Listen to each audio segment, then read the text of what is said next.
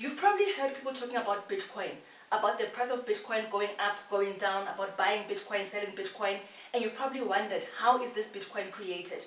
I'm Maggie. I'm an IT consultant. I invest in Bitcoin and other cryptocurrencies. Today I'd like to give a quick lesson on how Bitcoin is created. This is a very oversimplified explanation of how Bitcoin is created. It's meant for people who've got no idea about computers, how they work, or the technology. So, the same way that our money, before we use it, before it's in circulation, it has to be minted, isn't it? It's minted into circulation. And gold has to be mined from underground for it to be available to make jewelry and all. Bitcoin has to be mined as well to be available in circulation. The technology behind the mining of Bitcoin is called blockchain.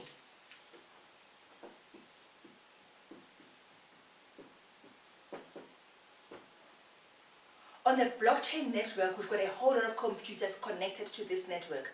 Bitcoin is digital currency, so you don't have to go underground to mine it, but it is mined through computers. Digital, because it's digital, right? So now, a whole lot of computers, many computers owned by a whole lot of people, different people. Even you can go and buy yourself a Bitcoin mining machine and connect to the blockchain. They're all connected to the blockchain. Okay?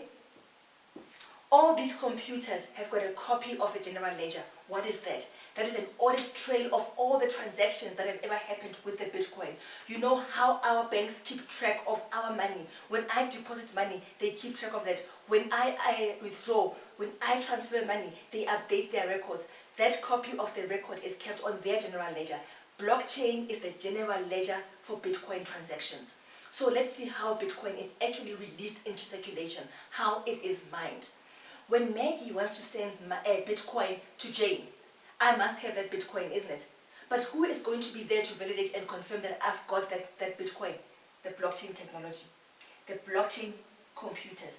Each one of these computers has got a copy of a general ledger, identical copy of the general ledger. It has to be identical because they have to be in consensus that the transactions are valid.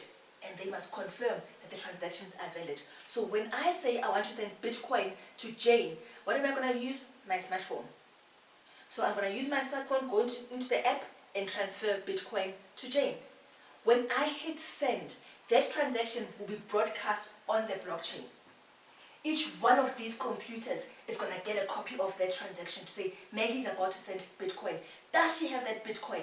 Is she on our network?